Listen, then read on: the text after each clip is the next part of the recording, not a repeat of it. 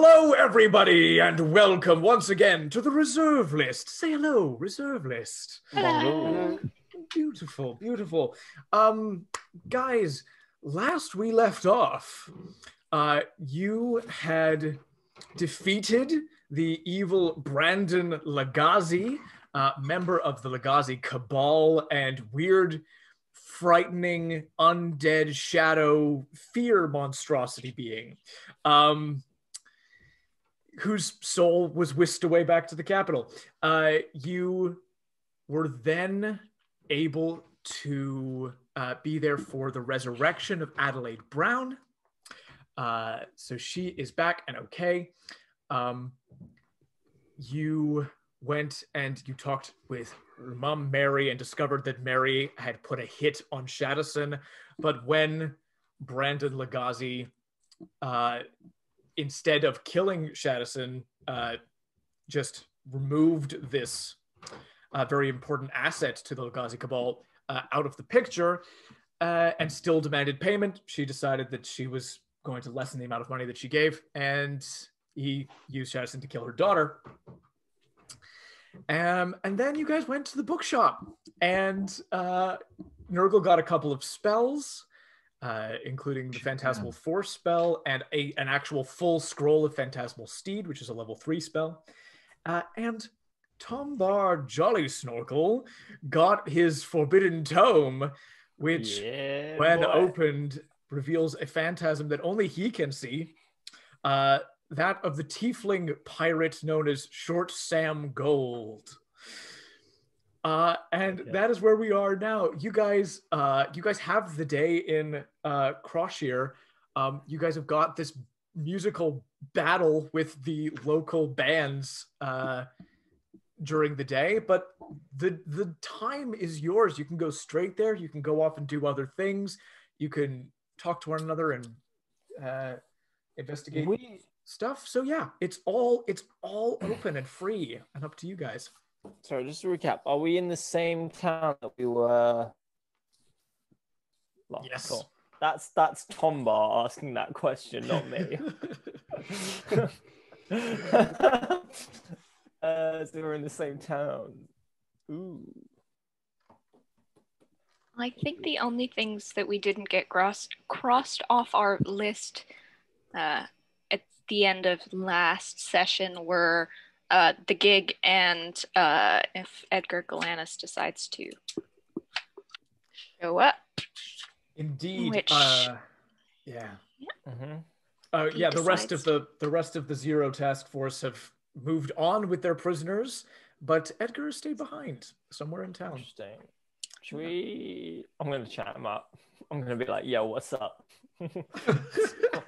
What's the game?" I also would like to.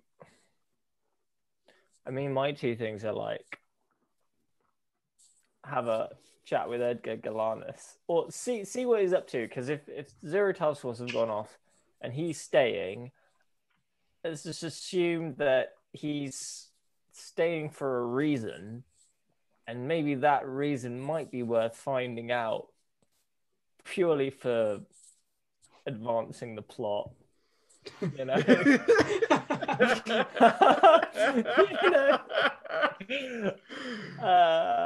The other thing I would quite like to do is, can I have a flick through my new book, like it's the latest edition of Vogue, and be like, see what's in. 100%. You can have a flick through your book. Do you just are you around people? Are you around your friends? Are you in private? When and how would you like to look through this book? I would like to be in private, personally. You know? Yeah, 100%. It's me time. You're taking Vogue up to your bedroom in the inn as soon as you got the new version. Okay. Well, that's in private. That's what I'm telling everyone else. It is. It's. Gwen gets totally the wrong idea. And Tombar is not surprised. So yeah, I think I'm gonna just go up to my room and have a flick through said book. Sure, let's do that first, and then rejoin everybody else. You every time when you open up this book, the ghost of Short Sam Gold appears before you again. He sort of appears as translucent, like slightly blurred edges, but like glowing, slightly faded colors, but very clearly sort of a blue tiefling with a couple of gold teeth in his mouth, bandana and a tri-corner hat, just swashbuckler, piratiest pirate, gold rings on his fingers. And he'll go, right there, Tombar, was it? How does he know my name? Oh, that's all right. I've got very minor psychic abilities from back when I was alive. Okay. This is funky. Tell me more. Like, how did you come to be in this book? Well, that's a long and quite a dramatic tale. And usually I would get a fire going and get as many people as possible to listen to me and give me their coin and get my people to go around and cut their purses while I told it. But seeing as how I no longer have a crew or a body, I can't do any of those things. So I'll just say what happened. I was a pirate and I sailed across the oceans of Saigalia. And I went looking for various things that pertained to eternal youth and immortality. And none of that panned out for me. So now I'm a ghost and I'm stuck in a book. And I was thinking... Who put you in the book? How did you wind up in the book? Right. Well, that is actually a very, very long story, which I'm more than happy to get into with you, Tombar. But let's move to important things first. Okay. I am a very experienced pirate, and seeing as how I can no longer be alive, I've decided to use the rest of my own life to help other people become the greatest pirate in history after me. Sweet. Sick. So, if you're interested in that, boyo, I can... Whoa. We lost someone. I'm sure he'll be back. Gnurgle, come back. Oh, dear. I'm just going to continue.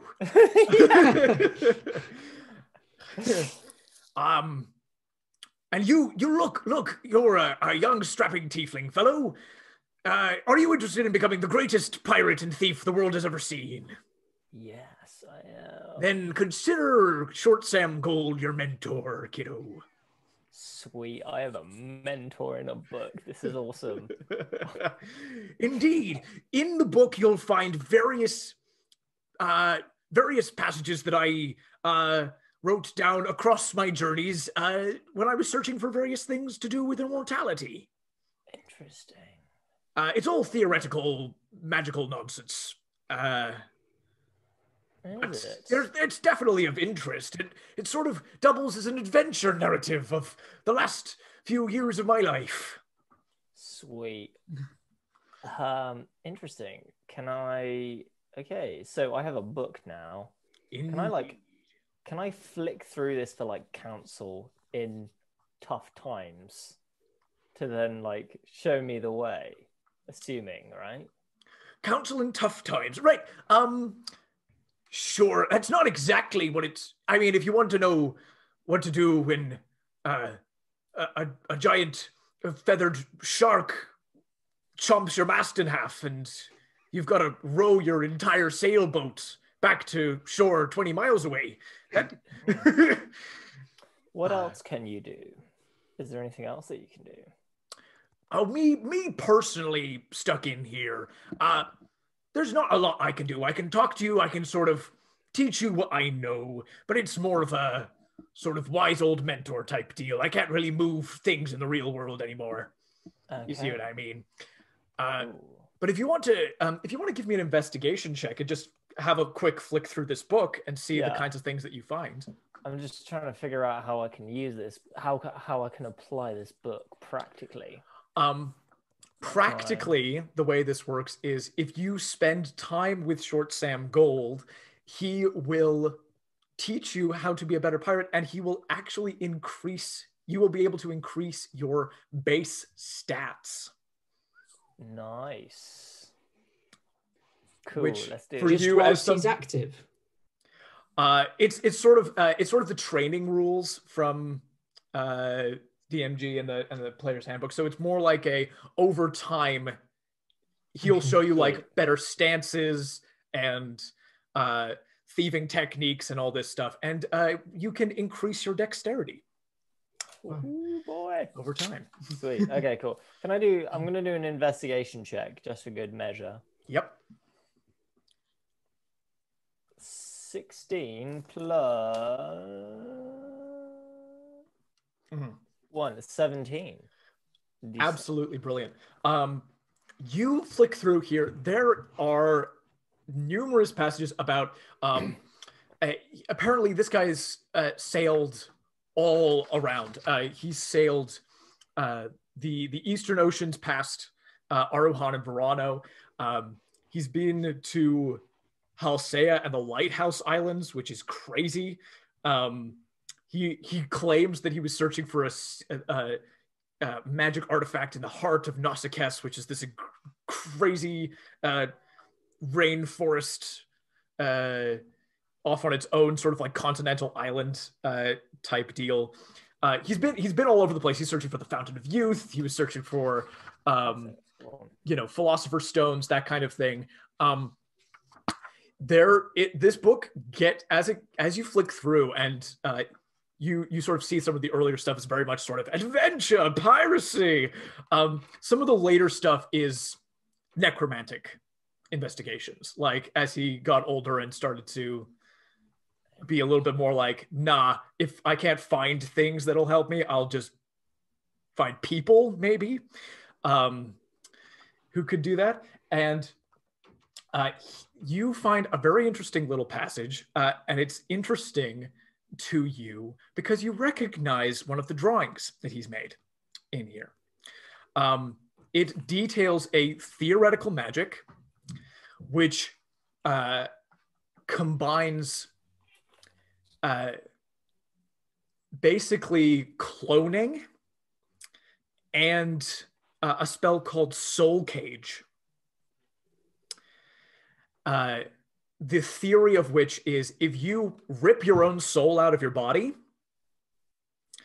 and have a prepared soul cage that you put around your own soul, if you can maintain that spell over a long period of time, you can put your soul back in your body and operate your body like normal, but then your soul will be stuck in this realm and won't leave after you die, and you can have it go to a predetermined location and have a new body made for you by a necromancer.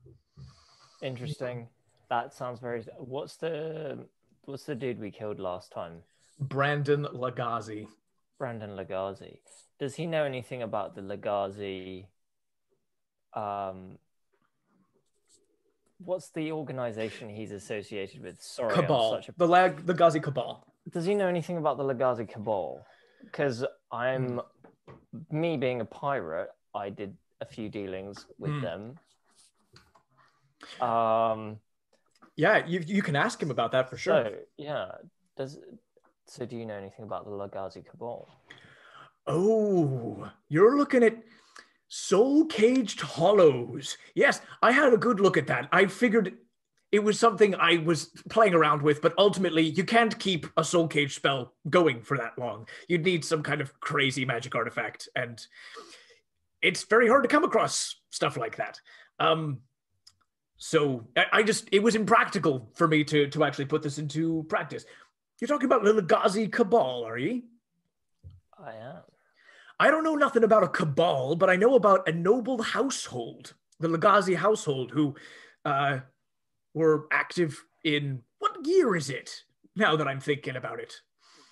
What year were we in now? What year are we in now? 2020? In What are the D&D years? In this world, it's different in every world, but in this world, you're in the year 765.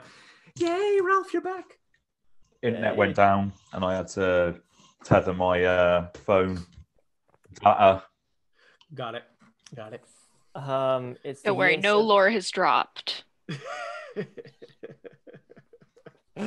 Great. It's what year did you say it was again? It's the year 765. 765. Oh, all right. Well, that's different. Because when I died, it was the year 350. Oh, dude. Yeah. So it's been a hot sec. That's interesting. But the Cabal may have previously been a house. They were a noble family. Some of the noble families around. There were all kinds of folks. There were the Robin Guards, the Autumnsons. The Autumnsons. Oh, you know about the Autumnsons? Yes. Oh, they've managed. All right. Well, that's interesting. Windbrant. There's some other folks. What are they called? Doesn't matter, especially. But yeah, Legazi. They're one of the oldest, if not the oldest, noble family in Garandia. So the Legazi, the Autumnsons. Oh, these are just lists of different noble households. It's all good. Noble households, but was there ever any connection between the Autumnsons and the Legazis? Were they friendly? Did they? Oh, all kinds of folks. The Legazis had the same sort of petty alliances and old grudges as any household would have with anybody else. They were particularly close with the royal family. Interesting. Okay, I need to relate. Only I can see you. Right. Yes. So that's the thing. If you have the book on you, I can sort of follow you around and talk to you, but you're the only person who's going to be able to see me. If somebody else were to attune to the book, in theory, they would be the one who could see me. You understand what I'm saying? All right, but no more than one person can. Right.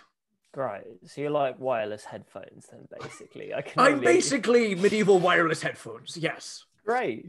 You're like you are a medieval Alexa. Right. You can only be paired with one device. Don't talk to me about her. Okay. Right. So the Legazis. Oh, this is more information than I know what to do with. I'm trying to remember. Okay. So Are you saying that you recognize the magic on this page of this book? Yes, I do. And I also know that we found a man whose name was what's his name? The bad guy? Yeah, the bad guy. Was Brandon Legazi. Brandon Legazi, who I believe used this spell. I'm afraid I don't know nothing about a Brandon Legazi. Could have been before my time. I mean, 300 something years. I suspect probably after my time. The Legazi that I knew, for what it's worth, was called Peter. He was a Peter Legazi. Peter Legazi. So Legazi, Ottomson. Oh yeah, there are a bunch. There are the Windbrants, the Claren Bears. We met we encountered the Windbrants. Windbrants and the Autumnsons were in the first town. There are plenty of noble households in Garandia. Like there are dozens of them. We can get into that if you like. Okay, so I feel like I need to relay this information to the rest of the crew because this is important stuff. Well, here's the thing. In theory, if you're dealing with a soul-caged hollow, that person can't do it on their own. If they're dying and coming back, that means that there's somebody making them new bodies. Right. This is some of the scariest necromantic magic I researched before I died. So if you're encountering these guys, you're gonna have to get really good with that sword of yours, Boyle. That's a good thing I have you to teach me. that it is, my friend. That it is. Okay, so can I go? What I would like to do now. Can I, so to speak? Yeah. I feel like the book creaks when it opens. Book needs some WD-40. Yeah. Oh no, it's got freaking metal clasps along the side, and it's bejeweled with stolen jewels. Like it's made with very expensive stolen materials. You know. Yeah, for sure. So I need to invite the rest of the crew up to my room. Gwen, don't get them, and tell them just what happened, and be like, because right. So let's just backtrack. We've got Brendan Lagazi, who's done some weird necromantic shit, and we've got we now know that Lagazi was once now a Cabal, but was once a house, a noble house, and they may have had some affiliations with the Ottomsons. Oh yeah, they presumably would have had affiliations with any and all of the other noble houses. Okay, interesting. Possible connection. We don't know yet. Okay, and we know that the Lagazis had something called the Soul Cage. They're enacting an idea, a magic called you would be becoming a soul caged hollow. It would be changing from being a human to a soul caged hollow. Yeah. Hollow. Okay. And but just so you know, that magic would explain the like weird green eyes, stink of undeath around the dude, and coming back to life. It wouldn't explain any of the nightmare magic stuff. Yeah, the nightmare magic. Okay, cool. And the Legazis were friendly with the royal family. Yes. And who else do we know that's friendly with the royal family? Task Force Zero. Yes, sir. Okay, sweet. So I need to reconvene with the rest of the crew. And then we have another member of the Task Force Zero still in town. Yes, you do. So Edgar. something's up. Something may be up. Something's been brewing for the last 300 years. And so okay, cool. So I go back down. Yeah. Do you want to does anybody have anything they want to do, or do you want to just say that he relays all this to you guys? Yeah. Fair enough. Okay. So you're back together. You've all got this information now. Sweet. Because I was so relieved. I didn't want to have to be like No, it's good. It's good. That's the great thing about this is everyone's heard it, so we can just say, I relay all of that. If only you could do that in real life. Cool. Groovy. See, everyone got that. Yeah. Sweet. Cool. What should we do? Shopping? We've got a gig to play, haven't we? Yeah. What time are we on? And what time's the gig? You guys have enough time to do another couple of bits before your gig, but it's going to be this like big event where you guys will face off against the various college bands. I think Isabyn might want to go and sort of check out the performing area. just to make sure everything's kind of okay and stuff like that. Be a bit managerial, so she might pop off and do that sort of thing.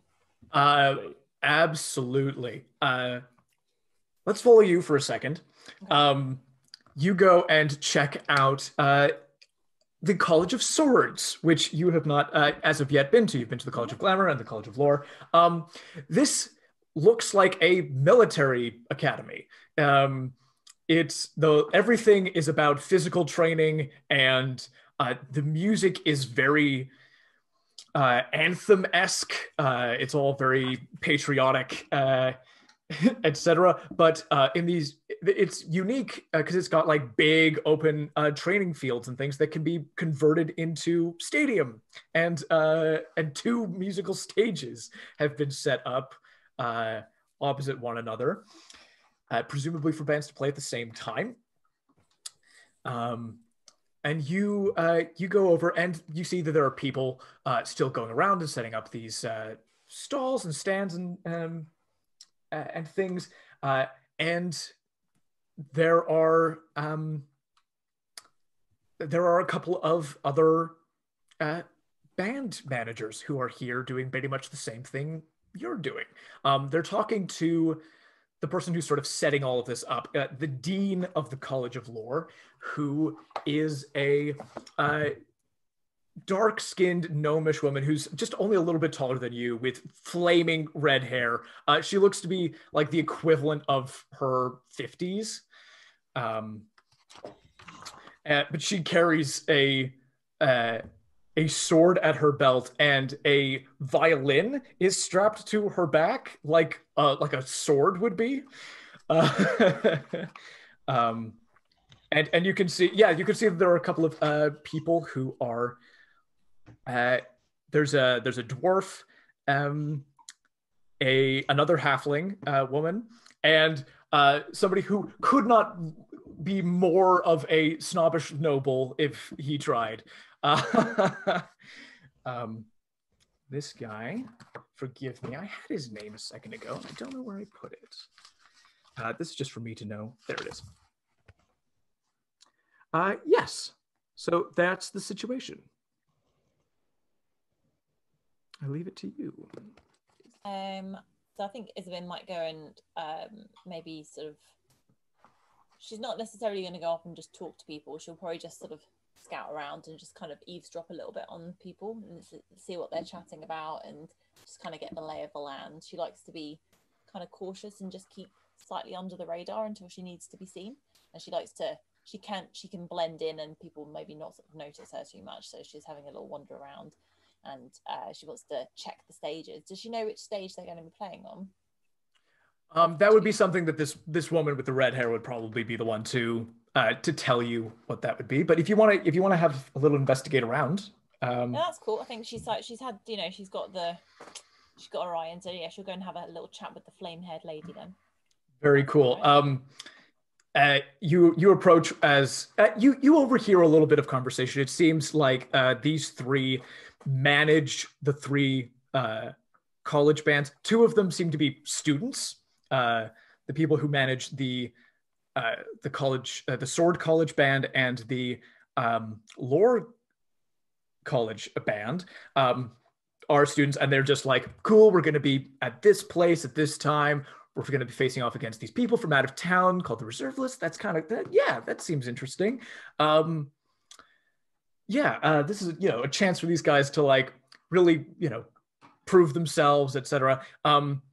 But the noble is not a student. He is, you overhear that he is the manager for Rance's Rad Randoms. And he has basically heard them play and has given them like a patron deal to join in the competition for the whole thing, for the battle of the bands in the city. So he's like picking up a college group to be his band essentially. And he kind of goes,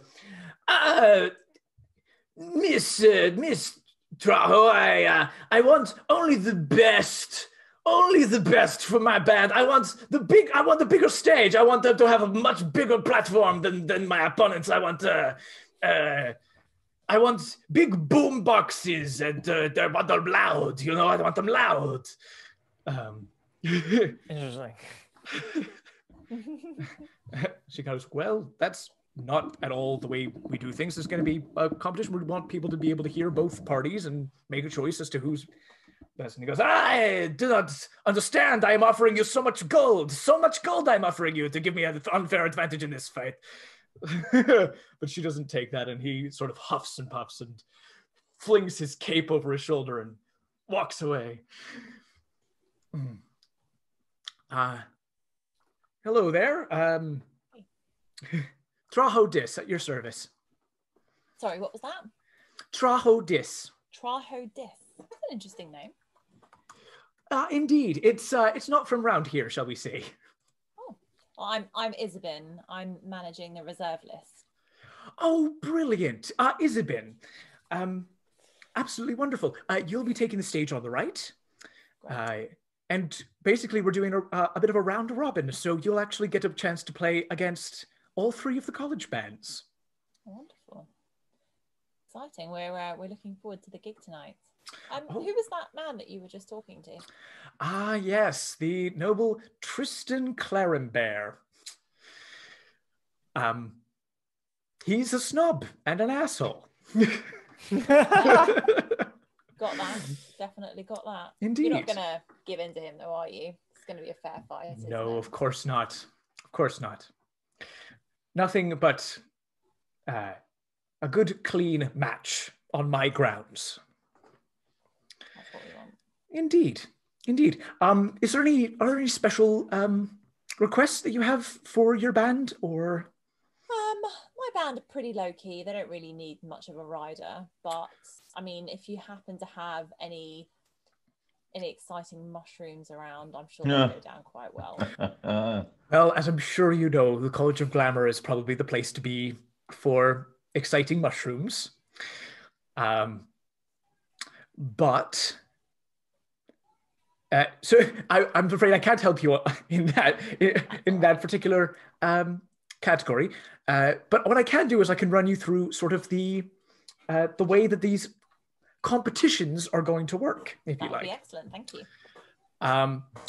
So in essence, what will happen is both bands will get up on stage, their respective stages, and play their parts. There'll be a bit of back and forthing, a little bit of playing at the same time, to see, basically the idea is to try to hook your opponent into your rhythm as opposed to you being hooked into theirs. Mm-hmm. And the crowd's going to help choose a little bit of that. People tend to go off and do little solo competitions. So like various band members will be like, oh, these two people both play sort of a wind instrument, and they'll come forward and have a little mini competition within the competition, etc. So it's worth knowing who are the ones to look out for. And I'll give you a little rundown, just since everybody else will already know everybody else. And we've read about your group in the paper. Oh, good. Indeed. So the one you want to look out for from the college marching band, listen, they're not all used. The focus here is on learning combat. It's not on music. So you've got a fair shot of beating I should have more pride in my band, but really they're just loud and enthusiastic, which is lovely. There's another halfling woman who plays the French horn, who's probably the one you want to look out for. Then there's the mathematic minstrels from the College of Lore. They're pretty good, but they're very technical players. They're intelligence-based musicians. And they've got a dwarvish man on the violin who's the one to look out for on there.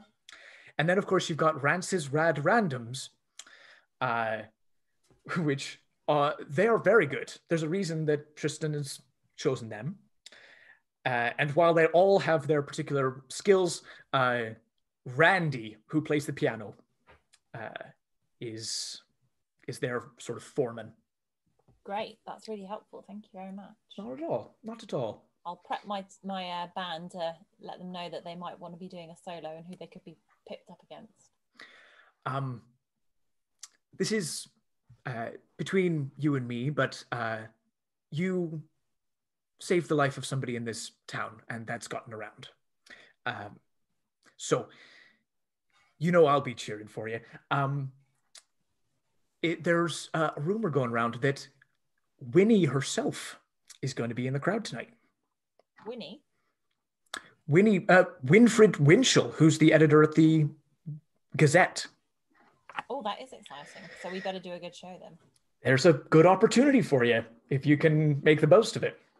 And can I ask, do these competitions, are they usually quite peaceful? Do people have fun? Is there ever any violence? Or any yes. I mean, definitely drunkenness, for sure, drunkenness. But no, it's almost always a good time. And if things devolve into a fist fight, people buy each other drinks afterwards.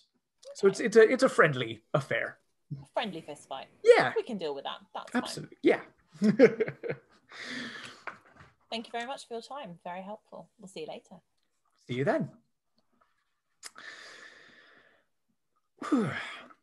Okay, and back to the group. Information conveyed. Blah blah blah. Blah blah blah. Interesting. So you guys, you're all going to have to get prepped. I want to win some solos here. Okay. Should we do like a training montage? You don't have time for a training montage. But can we do, yeah. But you can do a little practice for sure. Some rehearsals would be, I think, a good shout. Because wait, we got drums, who's bass, organ, and Xylophone. I'm playing my bass lyre.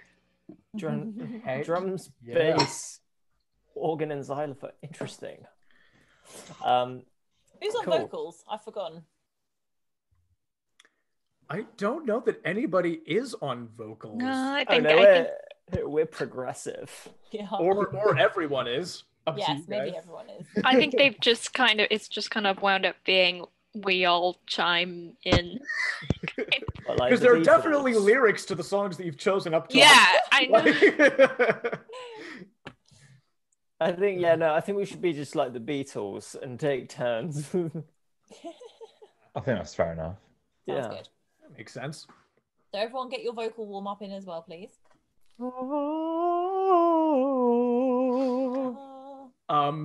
Those of you who bought new musical instruments. I did, didn't I? You did. I know you kidded yourself out, Julien. Oh yeah, I did. You really did. I've got bells and freaking. I got the full works. I'm like one of those. I got like a 500 gold piece lyre or something like that. No, it can't be. It says 30, but I feel like I spent a lot of money on it. You spent more than that for sure. I think I spent like hundreds of gold pieces. I think that's just the automatic. Yeah. Can I use my mage hand to wield a third drumstick? You absolutely can. That's what I'm doing. I'm going to use my mage hand to wield a third drumstick. So here's what I'm going to say. Gnurgle. Wait 1 second. Lydiana, did you get another instrument, or are you good with what you've got? No, I had the xylophone made of bones, didn't I? Yeah. I mean, there was a shopping bit when we first came to this town. And I don't think she did, because Lydiana doesn't have any money. Right. Yes. Right. Understood. You got a little bit of money from the gig at the Gentle Repose, but not anything like what these guys have in their pockets. Yeah, exactly. I was quite overwhelmed by how much coinage they were getting out of their pockets. Yeah. I think we were just all asking Isabyn to just give us money. We're just, Mom. So mechanically what that means, which I didn't get into before, but basically, with a little bit of rehearsal and those new instruments, Gnurgle and Gwen, your performance skill modifier goes up by 1. So those are considered a +1 tool. Okay. And Julien, because you spent that much money, you have a +2 tool. So where it says performance on your sheet, what's the modifier next to that? Performance. As a skill. Performance, it's 1. So I've got a mod of 3. So now it's a +3. Ooh, yeah, boy. Let's do this. See, Lydiana's charisma base. She's got a +5. Yeah. Lydia's probably nobody else is charisma based, so Yeah, fuck, man. I think Isabyn's a bit awful. charisma based.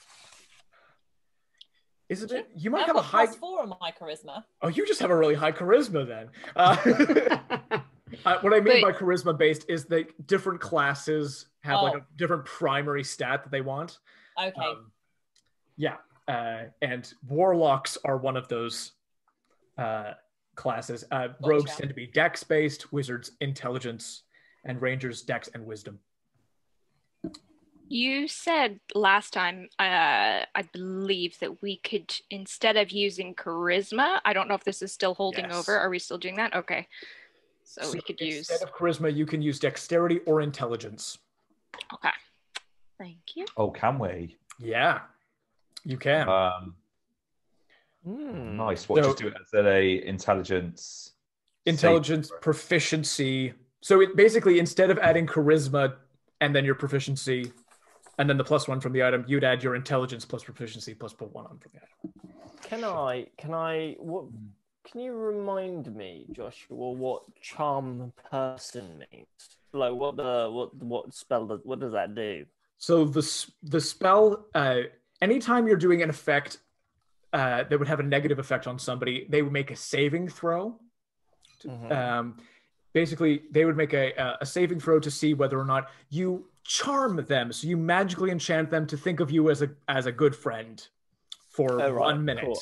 I just thought I could like charm the audience and they'd be like, he's amazing. But there is a bard subclass that is specifically about that. But charm person is just one person. And then after a minute, they know that you've charmed them and usually get angry.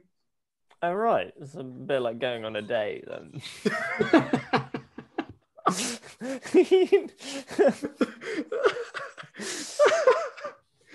That's Tombar speaking, not me. Brilliant. I at some point there are stories in there. Yes, indeed. Any other questions? Any other bits? Can I go pick up? I want to see if I can go shopping for a new outfit or something that I can wear while performing. Cool. Then Absolutely. I will get myself a new outfit. It'll be a little bit punk rock and a lot bit boobier. Boobier. Yeah. Okay. All right. Getting the memories out. Yeah. Isabyn might go and get her knife sharpened if that's all right. 100%. Yeah. This buff blacksmith woman is like, yeah, I'll just do that for you. That's super easy. I'm gonna have my Liberace attire dry cleaned. Brilliant. Is there anywhere I could get a pair of shades from? Oh yeah. Yeah. I mean, Gnurgle's already got a pair, but I mean, like, he just wants a new pair.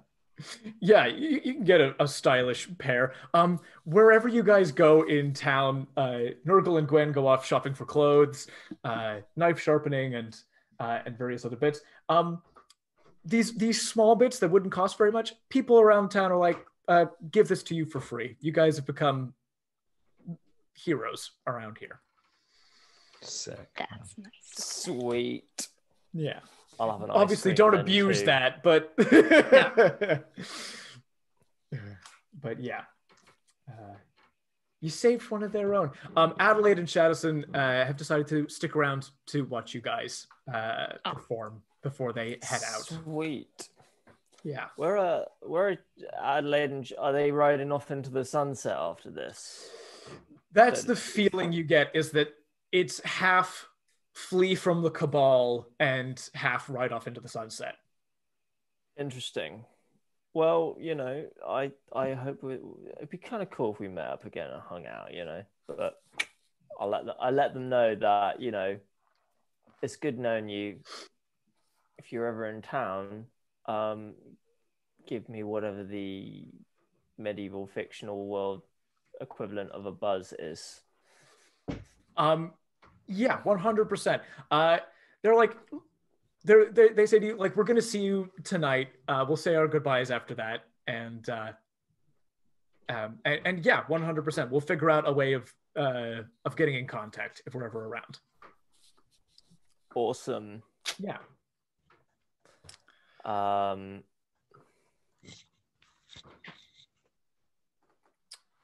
Coolness. So, Hugo, these guys were just going around and doing little bits like getting new clothes, getting new shades, getting knives sharpened. Yeah. Is there anything that you would like to do in town? I would like to find a few kind of rodents to kind of kill and use their skulls as more xylobones. Gnurgle just reaches into his pocket and gives you a ton of like rodent skulls. You don't have to go. Ito hides in fear. Gnurgle, are you vegan? He's like, oh, I've been collecting rodent skulls. I find them very interesting. Yeah, he just uses them for like potions and shit like that. Perfect. Yeah, he That is super sounds good. vegan. These rats all died of natural causes. They were the byproduct of some culling, perhaps. He doesn't believe in wasting, even though he's vegan. You know what I mean? Yeah. Nose to tail. Lydiana, with the addition of your rodent skulls generously donated en masse by Gnurgle, I will give you that +1 bonus to your performance as well. Perfect, thank you. Not at all. Brilliant.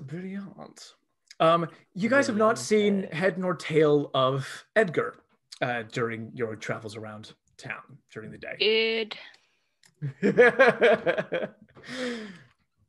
Thank you all very much for watching, and tune in next time for the Battle of the Bands in Crosshire. Take care. Goodbye. See ya.